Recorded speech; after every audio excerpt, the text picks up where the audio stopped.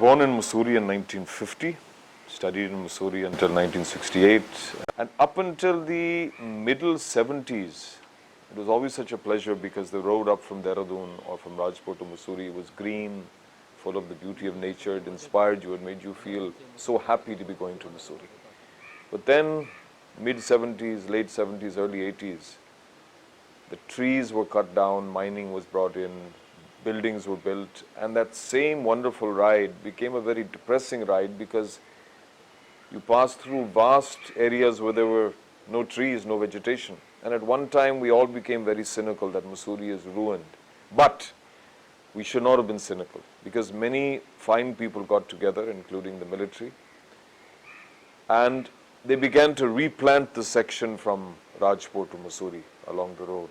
And believe it or not, within a space of 7-8 years, trees began to come up.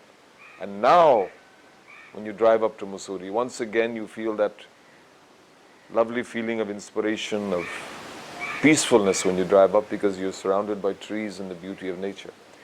And the thanks for this, in a very large part, has to be given to the Echo Task Force, as we people in Mussoorie call it. It's actually the 127th Infantry Battalion. But they are the people who have brought nature back, who have brought beauty back. Mussoorie और Doon valley की ये हरी भरी पहाड़ियाँ 2 दशक पहले इतनी हरी भरी नहीं थी। 15 years later, I have come back. I came back full of anticipation, but also anxiety. And I noticed immediately, and with a great delight, looking at the hills from Mohand to Mussoorie, that where there had been bare, despoiled mountainside, there were now young trees, young forests growing.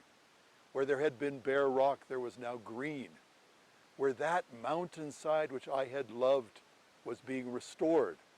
And as I asked who was responsible, the Eco Task Force and similar groups, dedicated individuals and groups of people who cared about these hills, had worked very, very hard.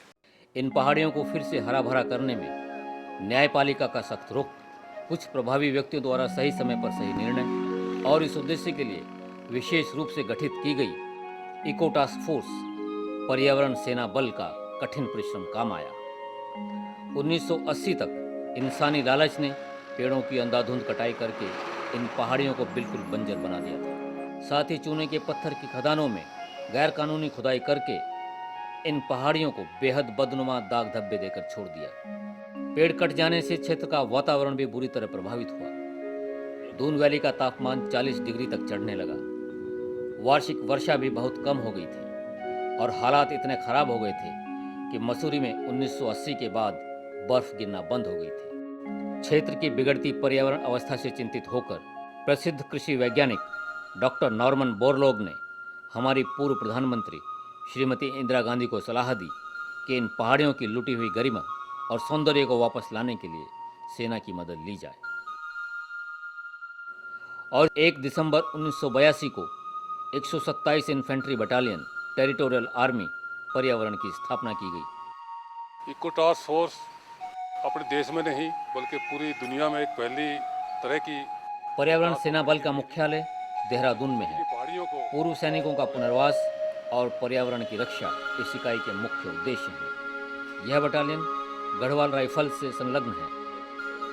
अपनी स्थापना के साथ ही इस unit ने एक नई तरह का युद्ध लड़ना शुरू किया जो इससे पहले दुनिया की किसी फौज ने नहीं लड़ा था। और उनके हथियार बंदूक, गोली बारूद नहीं बल्कि बीज, पौधे, गेंती, कुदाल और पानी के फव्वारे हैं।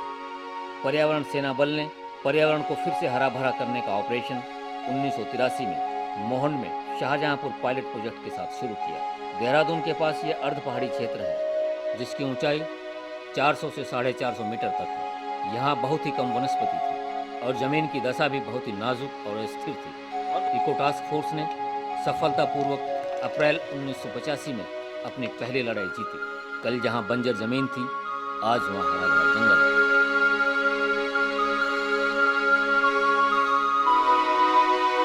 शाहजहांपुर पायलट प्रोजेक्ट सफलता से पूरा करने के बाद यूनिट को उच्चतम न्यायालय के निर्देश पर मसूरी की पहाड़ियों में भेजा गया। मसूरी की पहाड़ियाँ 1800 मीटर से 2100 मीटर तक ऊंची हैं। पहाड़ियों का दक्षिणी ढलान बहुत ही तेज है। वहाँ पेड़ पौधे बिल्कुल नहीं थे और पहाड़ियाँ अंधाधुंध उत्खनन के कारण पैदा हुए बदनुमा गड्ढों से भरी हुई थी। इको टास्क फोर्स ने इस बहुत ही मुश्किल काम को सिर्फ 9 साल में पूरा कर एक चमत्कार कर दिखाया, जबकि वन विभाग के अनुमान के अनुसार इस काम में 17 साल लगने चाहिए थे। इस प्रोजेक्ट में 3400 हेक्टेयर क्षेत्र पर कार्य किया गया। Since Mussoorie was the town I knew best and was close to my old home in Dehradun, I decided to settle here. Back in the 60s and 70s, when the limestone mining was at its worst and very extensive then, and the hills were scarred and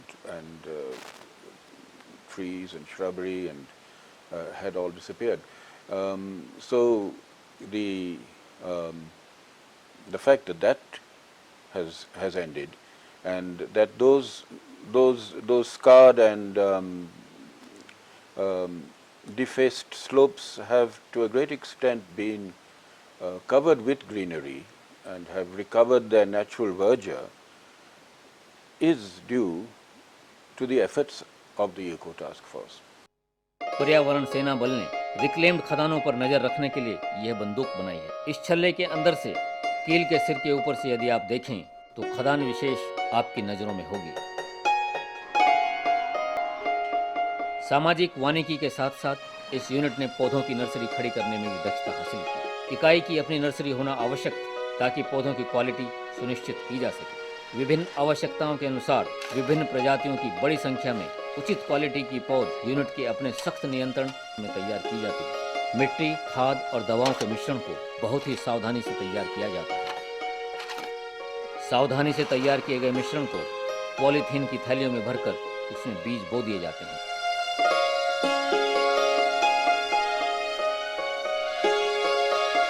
तुरंत पश्चात इन थैलियों की सिंचाई की जाती है। बाद में भी नए अंकुरों और कोमल पौधों को बहुत ही ज़्यादा देखभाल की आवश्यकता होती है। उचित समय पर उनकी निराई, गुड़ाई और सिंचाई बहुत ही आवश्यक होती है। इको टास्क फोर्स के जवान इसे अपना काम समझकर करते हैं।